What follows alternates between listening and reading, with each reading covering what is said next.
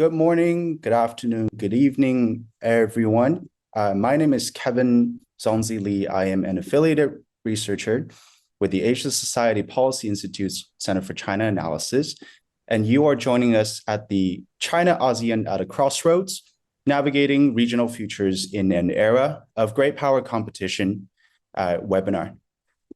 We are very pleased to be joined today by three very distinguished guests.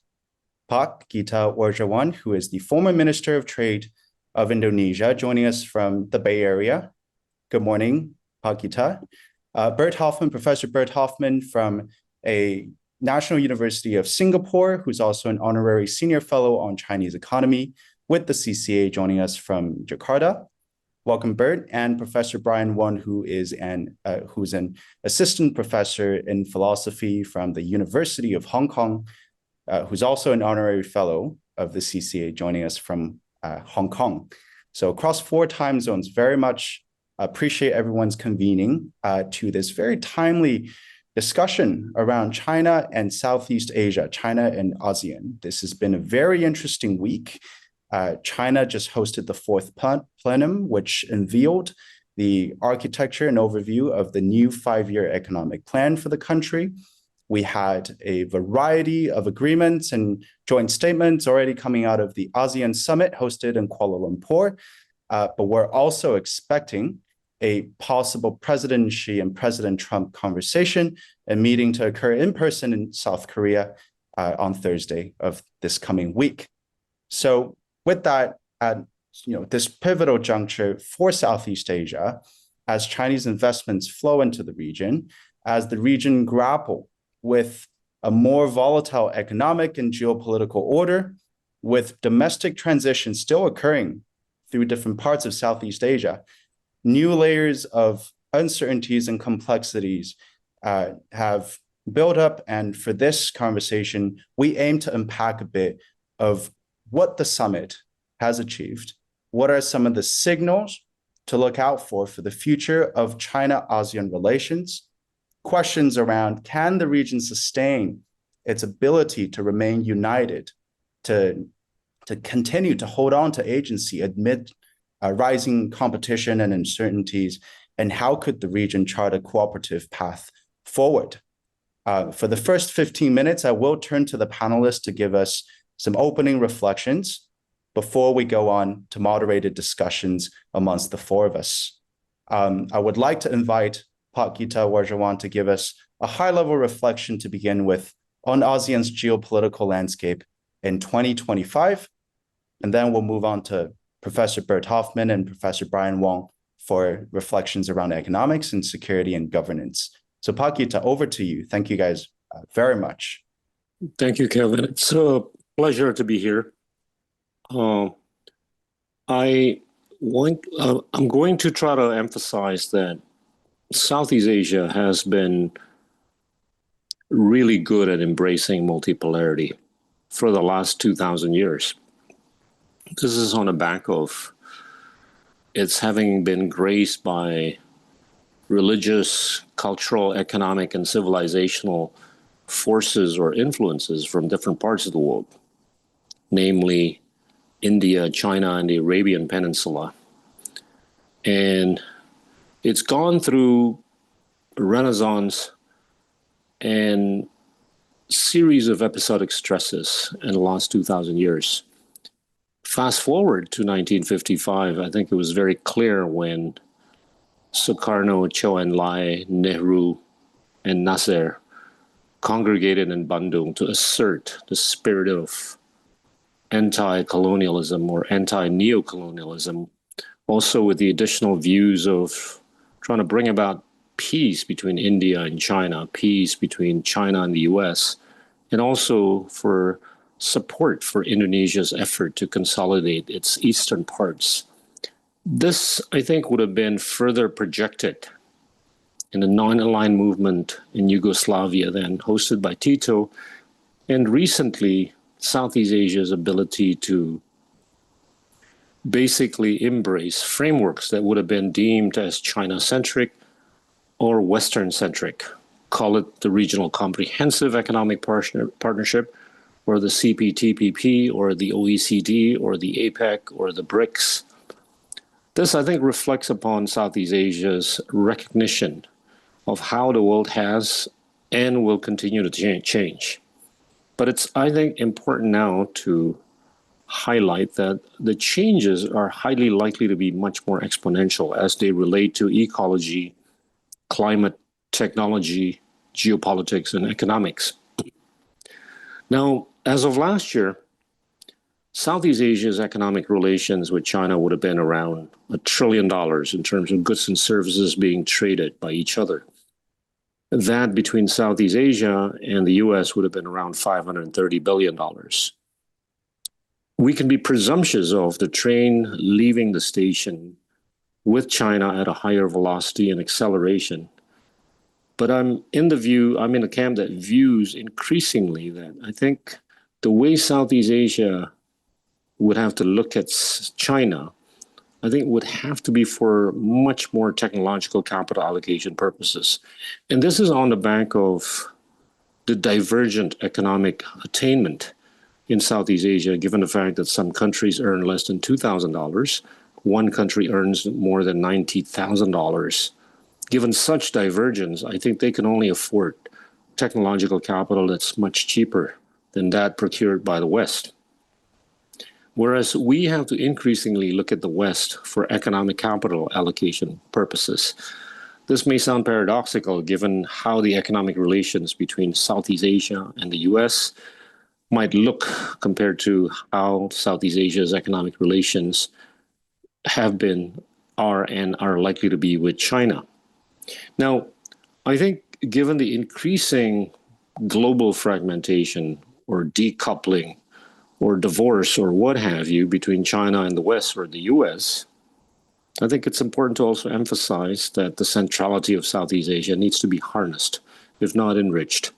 One way to do that, I think, is to absolutely and resolutely take a look at or take a view on reducing the pre-existing educational divergence, which I think is highly correlated with the economic attainment divergence.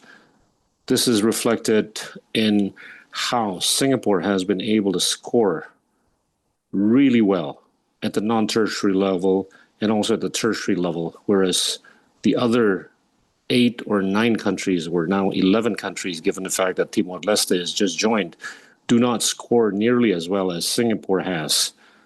Now, I am also advocating increasingly for relooking at the pre-existing principle of subsidiarity at ASEAN. This is the regional organization which has emphasized the principle of non-interference or the principle of subsidiarity. I'm a believer of that, but I'm also a believer that to the extent that we keep relying on the individual government to promote and harness and better its pre-existing educational capability, I think it will be very, very hard for the future of Southeast Asia or ASEAN to maintain, if not promote, its pre-existing centrality. Now, can this be done? I do believe that, pragmatically speaking, it will require the Singaporeans to concede or to agree to its pre-existing best practice in education to be somewhat emulated or copycatted with or for the other 9 or 10 countries, of course, with differentiated timelines.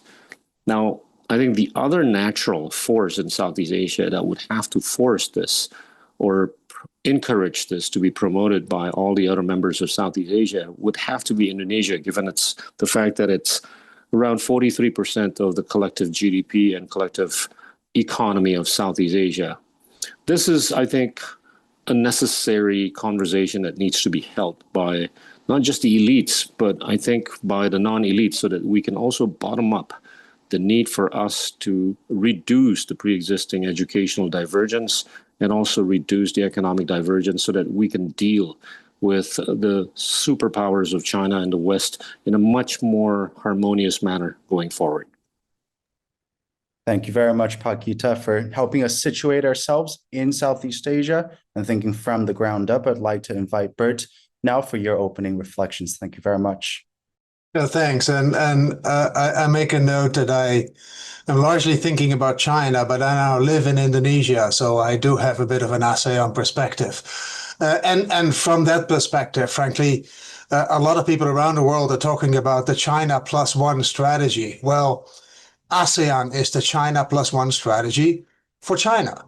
It's very clear that over the past 10 years, the alignment economically has become very strong, but not just economically. And if you look at the numbers that were just published, as a matter of fact, formally they're launched tomorrow by Lee Kuan Yew School on overall alignment US versus China. Clearly, ASEAN has been moving in the direction, all ASEAN countries have been moving in the direction of China, most prominently economically, but not just economically, also diplomatically, culturally, or soft power wise, a much clearer alignment with China for all countries. The exception to the alignment is still strategic and military, and I know Brian is going to talk about that, so I won't talk about that.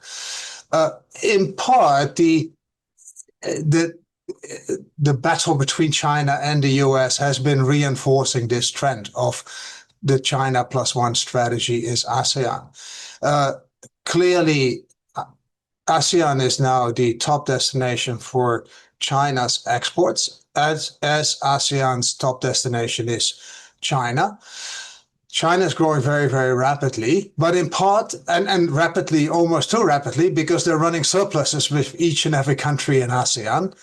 But the saving grace is there that quite a bit of that trade is transit trade. And that was, of course, induced by Trump 1, now reinforced by Trump 2, where with the high tariffs on China, it becomes beneficial to channel some of the exports through Southeast Asia. Vietnam is a big beneficiary, Thailand to some extent.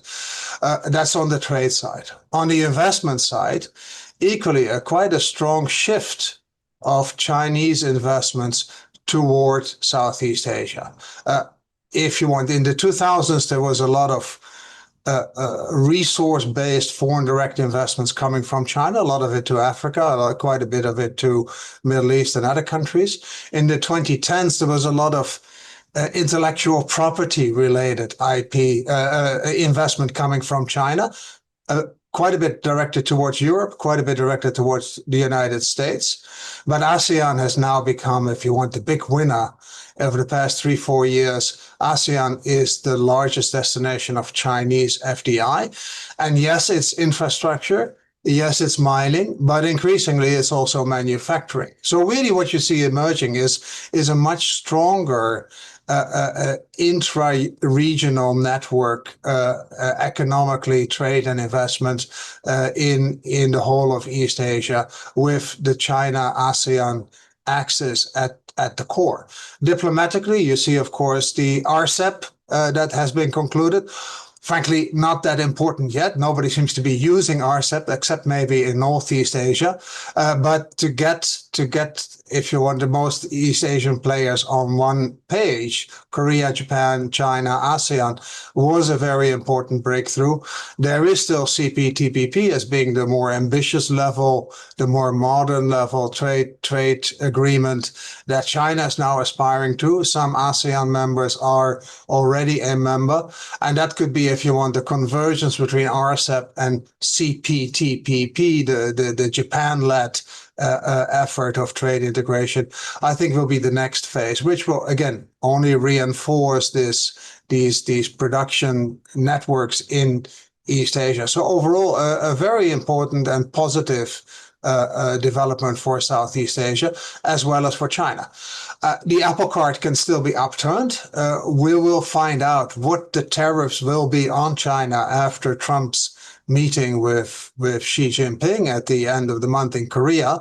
And that's now very important, because right now the effective tariffs on China are 55%. They're not prohibitive, but they're high.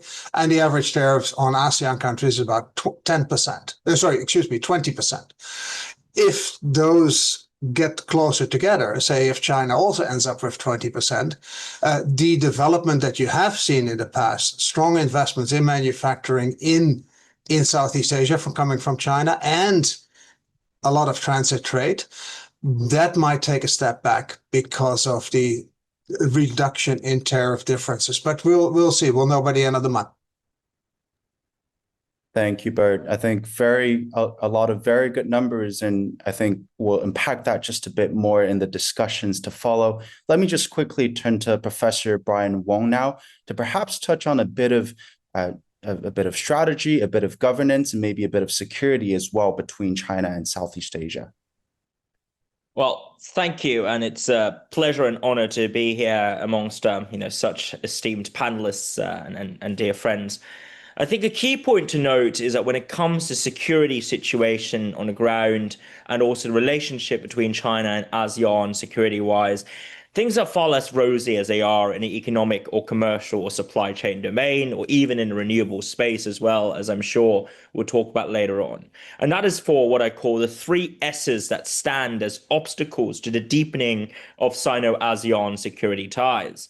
The first is the most obvious elephant in the room, the South China Sea. That's the first S, where approximately 3.4 trillion in global trade passes through the region, and that's around 1/3 worth of global maritime trade. We're talking here about approximately 80% of China's energy imports, 40% of its trade going through the South China Sea. And in the eyes of course, key decision makers in Beijing, they would say that the SCS matters not just as a matter of symbolism or pride, which really is secondary as a consideration to the economic, commercial, and ultimately supply chain security considerations in relation to why they see the region as so indispensable, just as all the other interested stakeholders, of course, in the SCS. And that includes the Philippines, Vietnam, Malaysia, Indonesia, Brunei, and of course, when it comes to the Crossroads dynamic, you've got the Chinese mainland and also Taiwan, each having their own claims over this very contested plot of the Earth's ocean, which really is quite small in a grand scheme of things, and yet so substantial in terms of strategic heft and weight. The truth of the matter is, despite the UNCLOS ruling and despite all of the bilateral and multilateral attempts that have been advanced by various parties over the past 40 years, there's yet to be a genuine resolution framework that's amenable to all of these disputing parties over the SCS. And it is also for that reason that many of the more prominent maritime powers in ASEAN, including Vietnam, the Philippines, and also to some extent Indonesia, they've been wary of pursuing, security alignment and partnerships in a fundamental sense with China, simply in virtue of the directly confrontational and opposed interests over this part of the world. The second consideration, though, that I'm going to lay on the table, besides the elephant in the room, concerns stability. And here I'm going to throw out a couple of examples. The changes in government in Thailand over the past 10 years, or what we saw, very briefly in relation to the Sheraton move, of course, in Malaysia, or even, of course, in relation to the ongoing civil strife and civil war that we've seen raging on, of course, in Myanmar as we speak today. Stability is a key concern, not just for ASEAN countries and their many, many peoples, but also for the prospects of genuine Sino-ASEAN economic partnerships, knowing that your investments and your, the commitments of capital towards pipelines, for instance, are not going to be disrupted by terrorist groups, are not going to be taken hostage of by local warlords, or indeed fall prey to an inept government that decides to sort of push back. That's from the Chinese point of view, but from the point of view of local stakeholders, knowing that your own lands are not taken or appropriated by what you perceive to be essentially outside forces colluding with domestic elite to trample your own territorial rights. These are all perceptual dynamics that are shaping the reticence on both sides of the equation in terms of pursuing enduring and also structured economic partnerships. And here, of course, I'm looking at the substantial energy pipelines and also critical raw material supply, that the sort of supply chain that goes on between China and Myanmar, but also transportation infrastructure such as the East Coast Railway, of course, that was proposed, and then over which Mahathir, during his second term, initially pushed back and then renegotiated terms, only for Muhyiddin and again his successor Ismail Sabri to propose slightly different variants of terms and arrangements. In the eyes of investors on both sides of the equation, such instability is not conducive towards economic partnerships or indeed supply chain realignments as sustainable. And just a final note then, and that's the third S that I'll stop on, is sectarian strife. Whether it be the sort of secessionist pro-independence movements that you observe in southern Philippines or the kind of terrorist activities, on the borders between Thailand and Malaysia, and of course, the cross-border criminal syndicate gangs operating in Myanmar and Cambodia and also Thailand, which kind of contributed towards, the very infamous fallout that we saw earlier this year between the two governments of Thailand and Cambodia. These are all manifestations of, sectarian, alternatively nominally civilianly led, but ultimately state-backed or to some extent state endorsed, or state abetted forms of cross-national crimes that have destabilizing effects on regional security that ultimately, first and foremost, harm ASEAN populations. It undermines the country's reputations, it disrupts their lives, and it also renders much harder for the people and also businesses on the ground to convince external investors from China, but also from other countries, to come and settle along these frontier, or what I call border and also disequilibrium zones, so to speak. So the three S's, SES, stability or lack thereof, and sectarian strife, these are very tricky problems, without the addressing of which I don't foresee a massive amelioration and improvement in a warmth for security ties between China and ASEAN. Thank you very much, Professor Brian, for the three S's, help us think in frameworks and layers. And thank you all for the opening reflections. I think for the typical listenership of the Center for China Analysis, this is a great overview of what's going on between China and Southeast Asia. So I would now like to open up to moderated discussions, and I would like to invite the participants to submit questions. You should be able to see a Q&A box at the bottom of your screen where you can submit a question, and at the end of the panel, we'll go back in there and select a few that are most interesting and most relevant and throw these at our panelists. So please do submit your questions. And with that overview, I think to help us situate ourselves in Southeast Asia, can consider yourself as an Indonesian, as a Singaporean, as a Laotian person, the overarching, overwhelming effect or the role of the influence of China. We're getting a little bit of these on-the-ground observations and signals. I would like to turn back to Pak Gita and hear from your involvement, your work, your most recent book, which is, I believe, What It Takes for Southeast Asia to Rise. I can't paraphrase exactly the title, but I wanted to tap into your observations and knowledge and hear a little bit about kind of your observations around what you described as ASEAN centrality, ASEAN strategic autonomy. We've noted the narrowing and the difficulties and the complexities of the international environment that ASEAN faces in terms of having to hedge or having to pick and choose or find alliances to, but ultimately, to what degree does ASEAN have that same room to navigate and to maneuver, or are we observing a lessening of space, a lessening of strategic choices for ASEAN to pick and choose, and they're being forced into these more sharper, more distinct sides and narratives? I would like to hear a bit about your experiences at Kuala Lumpur this weekend as well, and your latest thoughts on this. As of late, I've been spending a lot more time with geologists. And the reason being, geologists can explain to me how the formation of a rock has taken place in the last 150 million years. And it compels me to think long term. I agree with, the remarks by Bert and Brian, but allow me to just re-emphasize the peace and stability of Southeast Asia for the last 2,000 years, in spite of the gracing of various civilizational forces. And empirically, there's no more than 9 million lives lost in the last 2,000 years on the back of differences of views or opinions with regards to sovereignty, religion, race, or ethnicity. Compare that with Europe. I'm not going to quote the numbers. I think Bert knows it. But just in the first two world wars, we're looking at more than 100 million lives lost. And it adds up to close to 190 million lives during the same 2,000-year duration.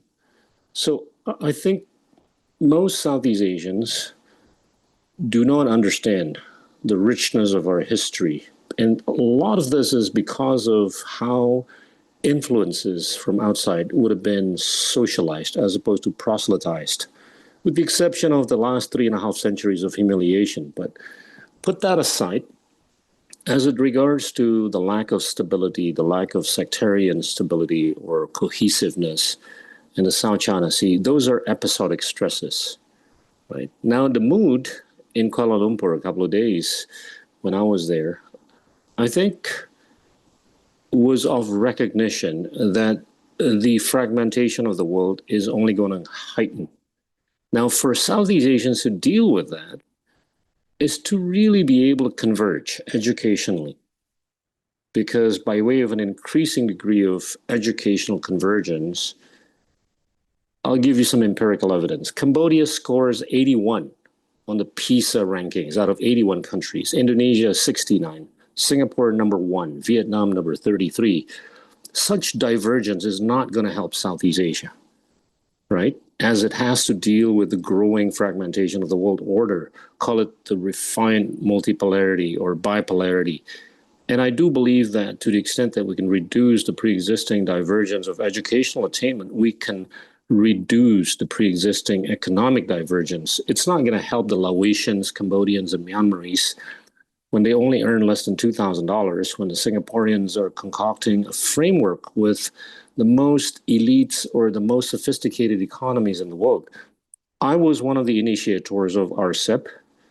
I rejected the TPP, not because I didn't understand the framing of the TPP, because I didn't think it was going to be applicable to most parts of Indonesia, similarly most parts of Southeast Asia, who didn't understand what intellectual property was, who didn't understand what human rights ought to be applied like, who didn't understand government procurement ought to be like.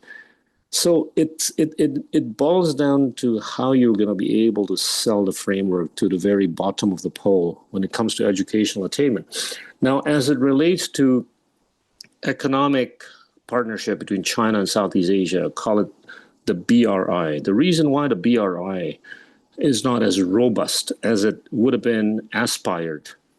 The target for Southeast Asia would have been about $800 billion in 2013. The realization thus far has only been about $80 billion. It's not because of the lack of desire by the Chinese. It's not because of the lack of desire by the Southeast Asians, but it's the lack of accountability on the receiving end. And it's the lack of understanding of how to actually socialize what needs to be done for remedying the pre-existing, not disaster, but disillusionment. Now, I think there is a way to fix this. The way to fix this is to actually enrich the cultural connectivity between Southeast Asia and China. And this could be easily manifested in how we should, the number of student representation of Chinese in Southeast Asia and the number of student representation of Southeast Asians in China. It's not to the level where it needs to be. If we really want to promote the pre-existing, relations economically and technologically. Now, lastly, I just want to say that, can the Laotians, Myanmaris, and Cambodians afford an iPhone? They can't. They can only afford an Oppo. The Singaporeans can very well afford, an iPhone because they earn more than $90,000. I think it's far more important for Southeast Asians to reduce the divergence so that they can promote a much better centrality, so that they can better understand the framing by either the Chinese or anybody else, around the world before we, start worrying about all these episodic stresses that have been alluded to earlier. Thank you very much, Pagita. And just a follow-up question for you, since you've served in the capacity as a cabinet member of the Indonesian government, what is the role that you envisioned Indonesia, the leadership, the convening, what role is it that Indonesia can play for ASEAN in its relationship management, in its engagement with great powers like China or the US? Well, Indonesia represents about 43% of the GDP and population of Southeast Asia. But we also know that Singapore is the intellectual capital of Southeast Asia, admittedly, right? So I think for ASEAN or Southeast Asia to be able to embrace any type of influence from anywhere, including China and the West, it requires the understanding of the Singaporeans and the Indonesians, right? And the role of Indonesia, I think, to assert the pulse of the developing nature of the region, whereas the role of the Singapore is to assert the pulse of the developed nature. I think a combination of both, I think, is a compelling combination for the region to harness a much better future as it relates to the rest of the world. Wonderful. Thank you very much. Now, I'd like to turn that to Professor Bert Hoffman, who straddles between Singapore and Jakarta, and ask you not the same question, but perhaps your observations on especially the economic side of things. One of my burning questions that I always try to understand when I go to Southeast Asia is the Chinese impact. You've spoken quite a bit with regards to the positivity, with regards to FDIs, with regards to trade. A lot of lingering concerns, though, have to do a lot with what Pakita mentioned as accountability issues, credibility issues, environmental, social, and governance. I would love to hear a bit with regards to that, how you see that, and how ASEAN is looking to leverage its own regional integration, its own ability to trade amongst itself, to build up its economic positioning in the broader sense with regards to the global economy. Well, thanks, Kevin. But I will also make use at the prodding of Gita of being a European, because there's actually quite a bit of lessons I think ASEAN can learn from the EU. And if you look at the very early days of the EU, the big outsider was the US. And the US was the massive investor in Europe, and they bought up all the companies, and it was a big concern, and there was lots of, if you want, trepidation around this US involvement. It disappeared because in the end it turned out to be quite beneficial. But in the short term, of course, there were concerns because all these American goods coming in and we can't rebuild our own industries after the war. Something similar like that is to some extent in ASEAN. Because yes, one of the features of China's exports is something quite unusual. They're actually, yes, they're investing more in manufacturing, particularly in automotives, in some of the more sensitive areas, automotives and solar and others that are sort of sensitive to geopolitical tensions. But China continues to export at the lower end of the, if you want, the production schedule. So the textiles, the toys, the furniture, something where some Southeast Asian countries, particularly the poorer ones, would have a comparative advantage compared to China. China keeps on exporting, maintaining, or even increasing its market share in the world. And that's in part because of automation, in part because of efficiency gains in China. And it's quite scary for some countries. And therefore, you see that some of the trade actions against China, yes, we have the EU, yes, we have the US, but they actually come from developing countries, including ASEAN countries, because they are afraid of a deindustrialization because of China. And I think China should be a bit more aware of that. And I'm just reading into this, but if I look in the fine print of the fourth plenum communique, I think it reflects that concern a little bit. So we may want to see some action down the road that is a bit more balanced trade. But in the long term, these investments from China are a real opportunity for ASEAN countries. Now, coming to the integration, they could be even better. And and with all due respect to Pakita, the history of ASEAN it's an association of countries. It's the ASEAN way. It's the consensus. But the economic consequence is that it's a hub and spoke model led by outsiders. And it used to be Japan, then it was a little bit Korea, now it's China, that has very good relationships with individual ASEAN countries, but they're the integrators. They're the hub. And so almost naturally, the greatest benefit from those relationships maybe comes to China. If ASEAN were to be the economic union that it was supposed to be, they could be viable hubs by themselves. They could be industrial hubs by themselves with, some of the production in Indonesia, some of the production in Thailand, all organized by Singaporeans. That's not possible at the moment. That's not possible. And that's a real downside for ASEAN. So they could benefit a lot more if their own integration were to accelerate in the current time frame. Frankly, I think this is a real opportunity for ASEAN to move ahead in that direction. Thanks.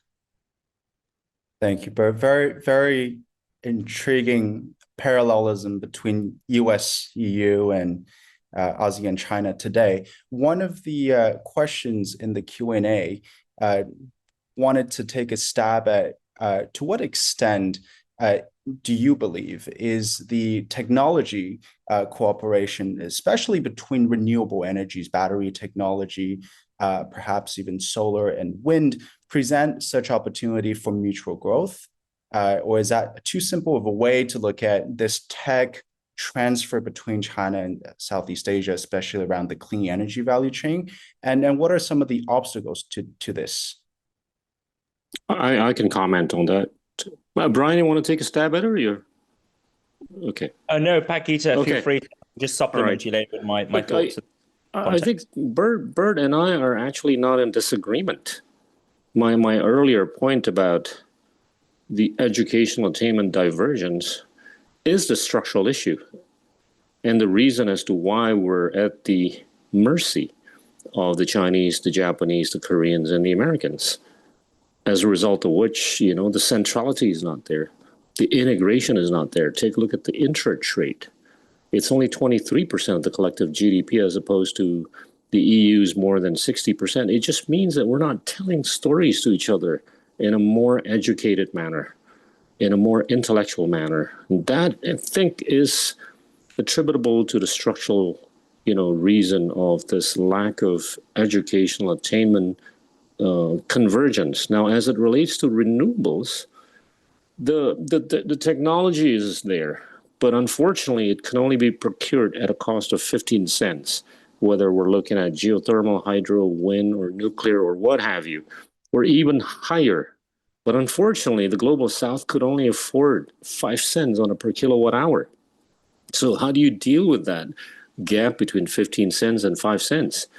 I'm a believer of the fact and the possibility that 15 cents is going to come down faster than that 5 cents going up, because we're seeing so much political neurosis in many parts of the world, particularly the developing economies. Now, I think there needs to be a view taking by a developed economy as to, try to remedy or figure out how to remedy that gap between 15 cents and 5 cents. But as it is, I think the Chinese are capable and able of procuring technology much more efficiently and effectively than the West.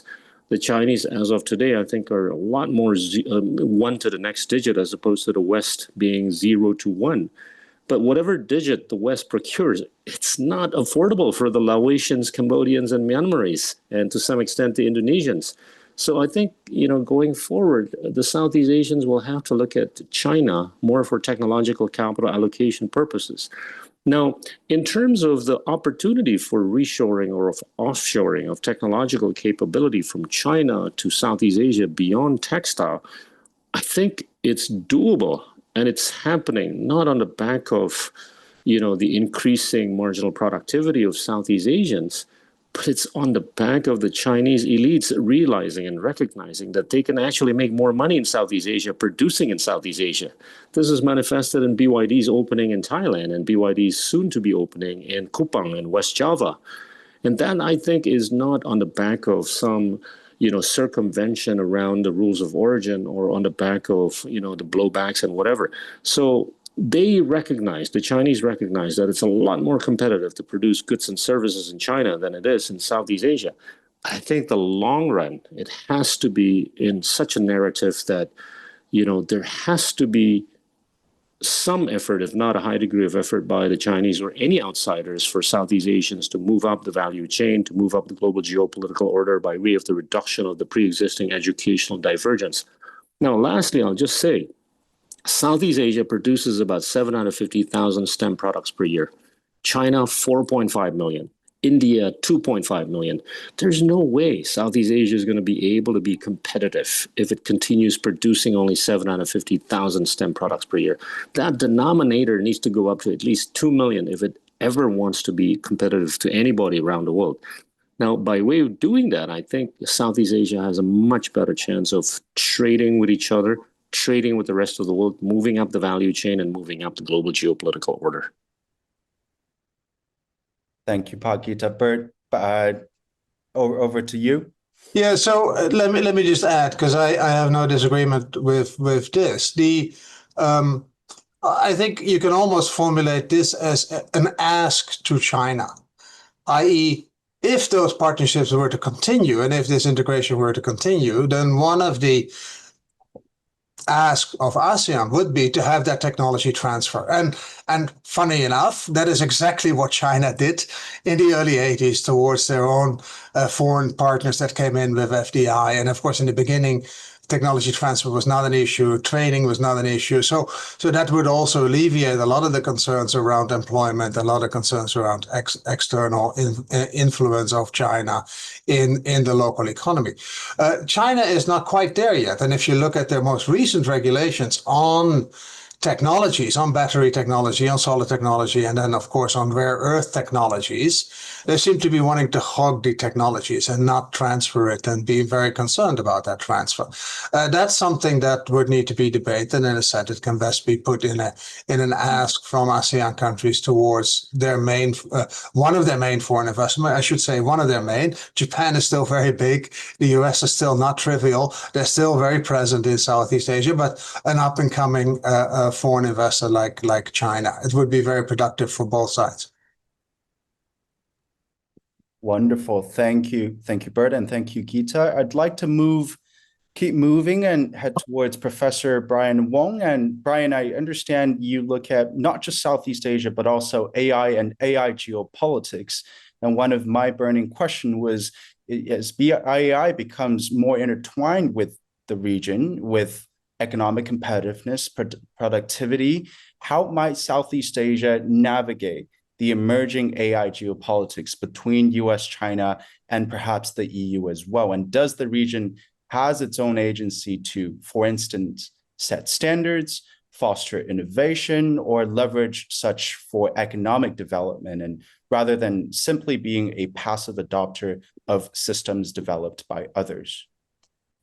Well, thank you very much, Kevin. I'm just taking in like a sponge, the discussion thus far, because I think it really does feed into my answers here. And in short, I've again got three prongs to my answer. And the first is the role of ASEAN as a semi-porous membrane.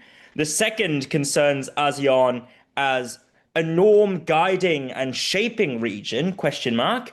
And the third is the very realistic deficiencies and challenges that lie ahead, tying or connected with, of course, Pak Gita's book on, just to give you a preview, the extent to which the region is actually electrified or has access to stable and consistent supply of electricity, which is a serious challenge and question, especially as LM, large language model development, progresses down the curve, so to speak. So firstly, on the semi-porous membrane concept, when we speak of the AI world or landscape today, we tend to paint the world through a lenses of a binary. We say there's the China-centered sphere, there's a US-centered sphere, and then, of course, my European friends would say, hey, where are we? Where are we? Where are we? And then some folks would say, you belong with the Americans, and others would say you belong nowhere. And then, of course, some would say, or I would say, actually, you could belong somewhere if only you'd start punching at or above your weight. But anyway, that's an aside. So we grant that ultimately a large number of tech companies working on the frontiers of AI model development are indeed in China and the US. Does that therefore leave ASEAN bereft of agency? I think not. Because if you think about it, right, whether it be in terms of advanced chips, here I'm not talking about legacy chips, I'm talking about cutting edge chips produced by NVIDIA, so to speak. Where can you find them? Often in the most unexpected of places. And very often you'd find that despite the best efforts of US federal agencies to crack down upon the illicit exporting of chips from, of course, US mainland through to a list of geopolitical adversaries and rivals, including but not limited to China, how do these chips end up in the hands of Chinese manufacturers and also Chinese firms, so to speak? Well, very often it's via the routes in ASEAN, the likes of Malaysia or Singapore or Indonesia to some extent. And of course, that's become a sticking point in, the American government's approach to export controls and the sort of small yard high fence approach to the extent that, of course, they've included transshipment restrictions as well as the AI diffusion rule, and that was incorporated by Biden as a parting gift before he stepped down, only for the rule to be revoked 4 months later by Donald J. Trump. But in short, ASEAN is porous in that regard, and despite the best efforts of all parties to enforce and crack down on smugglers,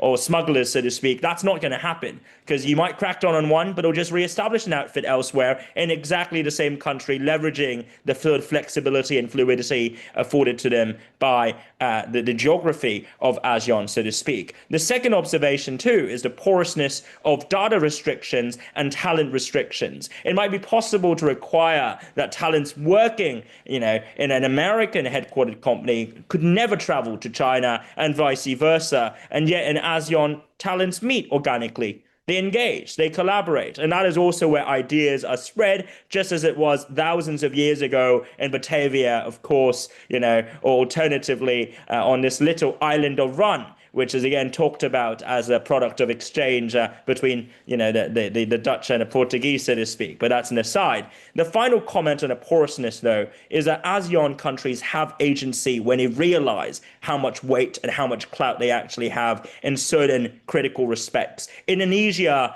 is the world's largest producer of nickel, a very important component of electric vehicles. Vast waves of critical minerals, not rare earths, but minerals, can be found in the Philippines, for instance, and of course in Myanmar, where some have posited that large deposits of rare earths are also to be found as well. If only the governments and the peoples were given, by extension, the opportunity to instrumentalize these resources as an asking price, to demand more from the great powers, then I would say in this era of hyper-transactional geopolitics, ASEAN countries certainly have a say. Very quickly then on the idea of norm setting, Singapore is incredible. Singapore is incredible because for an economy of its size and a population, with that population, it has managed to position itself with outsized authority and also visibility across many issues of global importance, including AI ethics and governance.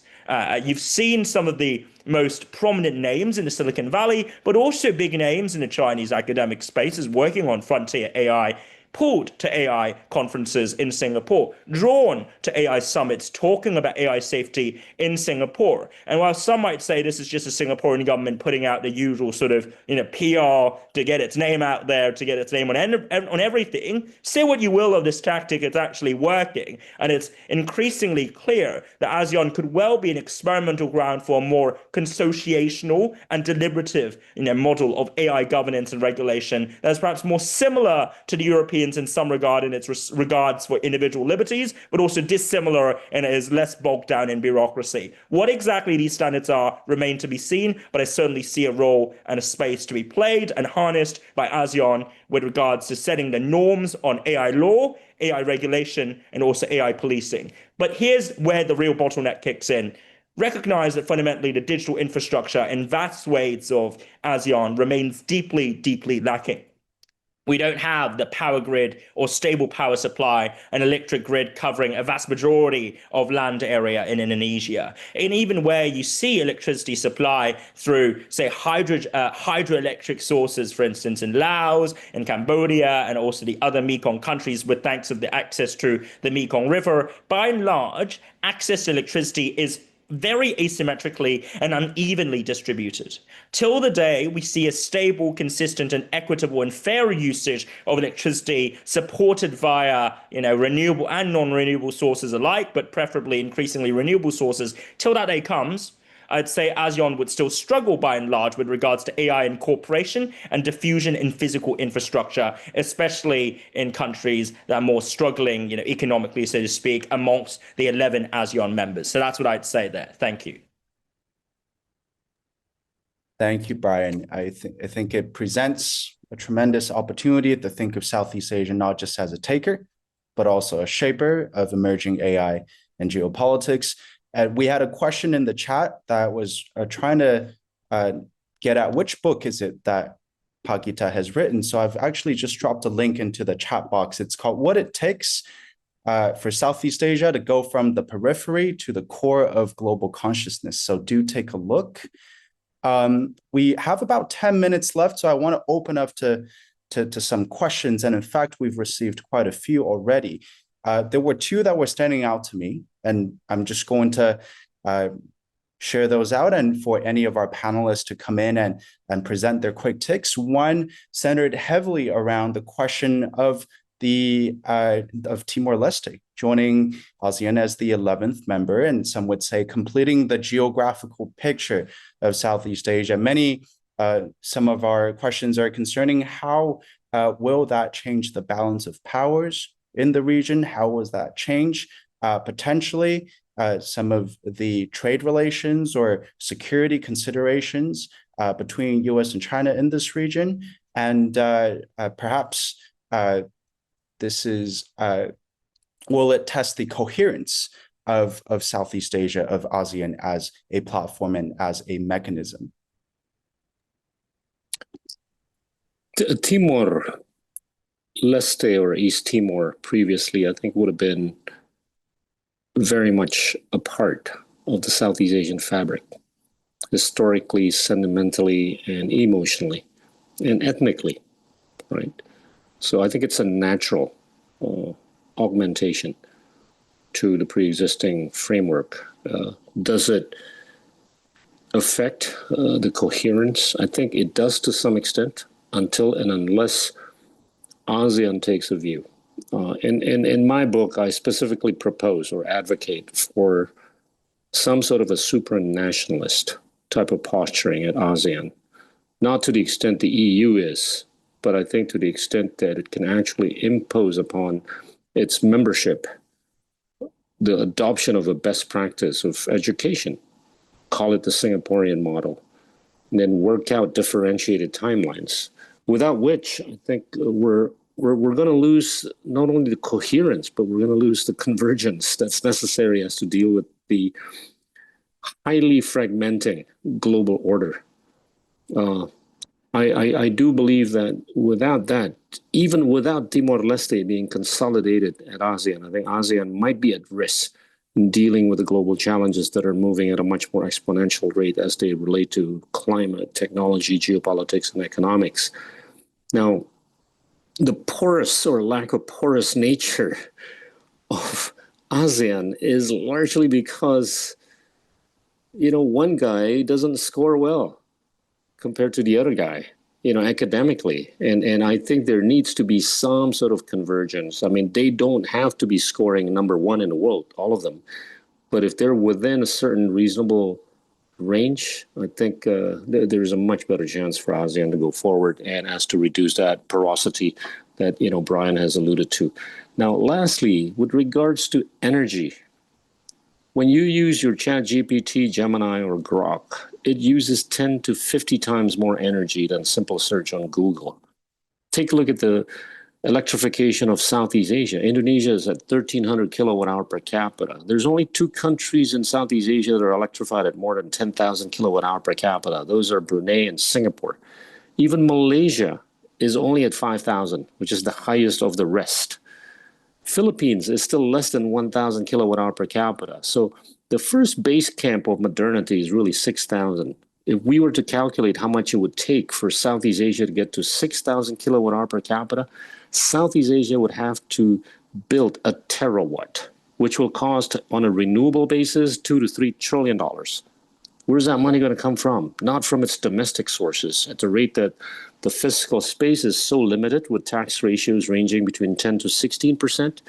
And many of the large countries' monetary supply to GDP ratios are a lot less than 100%. Singapore is at more than 200%.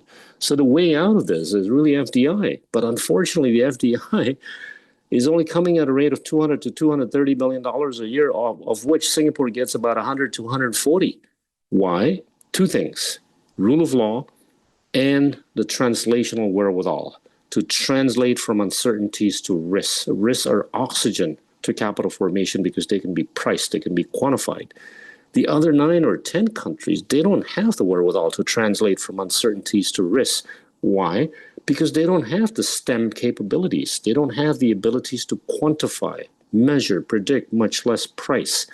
To the extent we can move the denominator up from 750,000 altogether to 2 million STEM products per year, I think we might have a much better chance for ASEAN to be able to pool that capital that's so prevalent and ubiquitous in the Western world. This dovetails back to the earlier reference. We have to look at the West more for economic capital allocation purposes at the rate that they're sitting on top of $140 trillion worth of liquidity. Now, China has been a capital allocator, but I think increasingly going forward more for technological purposes, not economic. And this is partly on the back of the dual circulation economic philosophy of Xi Jinping that would like to further domesticate its economic activities. Consequently, its capital or economic capital exportation capability will be somewhat reduced.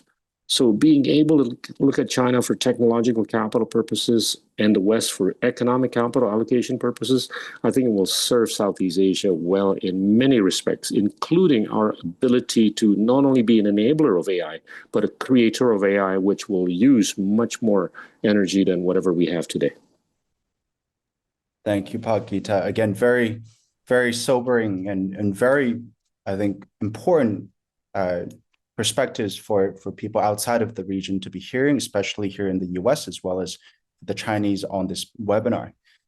We do also have a few questions actually as it relates to Tokyo and Japan, especially with the new leadership. We've now on this panel, we've touched on how historically Japan has been both a stability anchor, but also a developmental partner to Southeast Asia.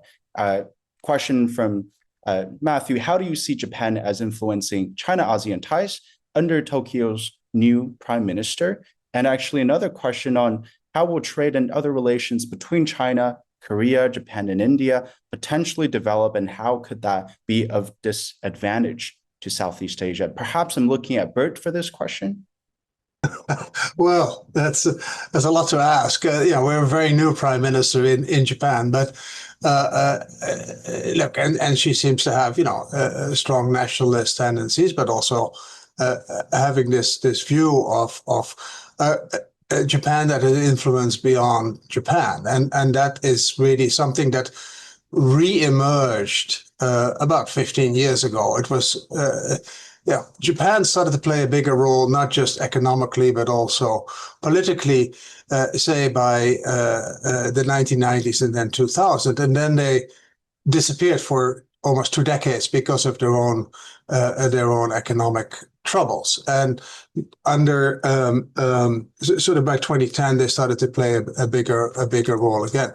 Now, the economic role has never disappeared. As I said, the economic role of Japan in Southeast Asia, in the whole of Asia, is actually still very, very strong.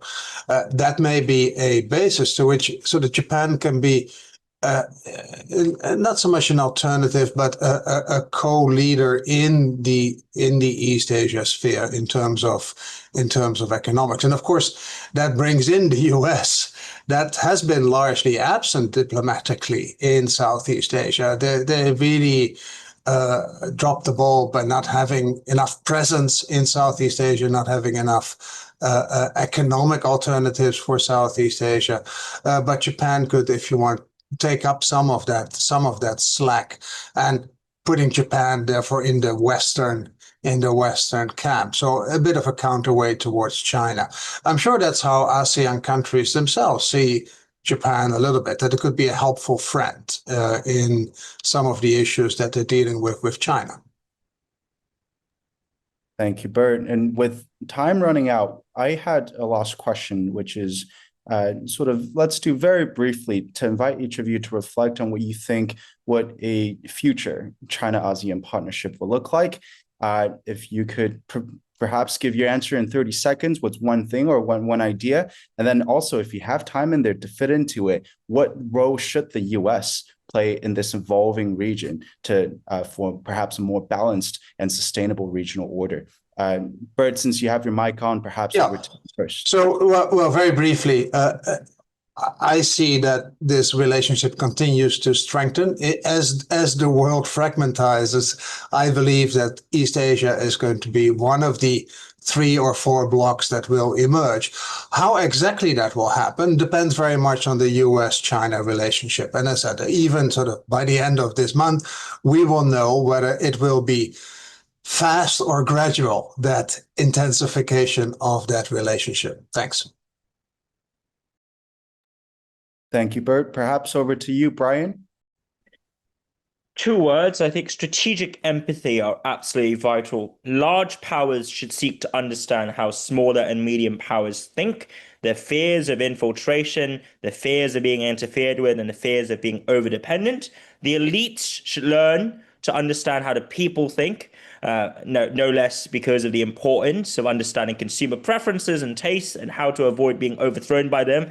That aside, more importantly, because you cannot win over the hearts and minds of others' economies and consumer markets without understanding the people. And if all you engage with and end up talking to are just the elite, then that's just their contingent and fair weather support that you'd earn as opposed to respect of the people on the ground. And finally, empathy, I suppose, is vital for all of us trying to observe the region, whether it be from within or from the outside, because I find ASEAN such a fascinatingly heterogeneous and historically rich region. I've only scratched the surface of it, and yet I find myself sometimes listening to folks who opine in it as if they are the gurus and understand all there is about ASEAN, despite never having set foot upon it or having last visited it 20 years ago. I've seen the same problem occur to those who claim to be China watchers, so I'll just say the same thing again. If you haven't been to the region in the past 10 years, you're probably not the most qualified expert on what's going on there today. Thank you. Thank you, Brian. Over to you, Pak Gita. Well, inequalities are rising. Polarization continues, if not worsens. That will only benefit the guys on the right, because the guys on the right, they campaigned on the back of intimidation. Whereas the guys on the left, they campaign with a message of hope. Unfortunately, message of hope requires credibility, whereas the right, they don't need credibility when they want to intimidate you, cause fear in you. So that's inevitable, globally speaking. Now, as it relates to Southeast Asia, we don't tell stories well. Unfortunately, now going forward, in order to tell stories which hopefully will embrace both literacy and numeracy, the onus is on all of us to actually increase our cognitive capacity so that we can better distribute cognitive capacity, so that we can improve marginal productivity, so that we can move up the value chain, so that we can move up the global geopolitical order. That is, I think, imperative. And the baseline is that we have peace and stability. Peace and stability is sine qua non to any kind of delta when it comes to economic development and how we're going to be able to embrace the global geopolitical order. And that should be time for the panel. Thank you all. Well, thank you three all very much. And thanks to everyone who were able to join us and to also submit your questions. Sorry, we couldn't get to every one of them, but I hope this was a productive use of your time, whether in the morning or in the evening. And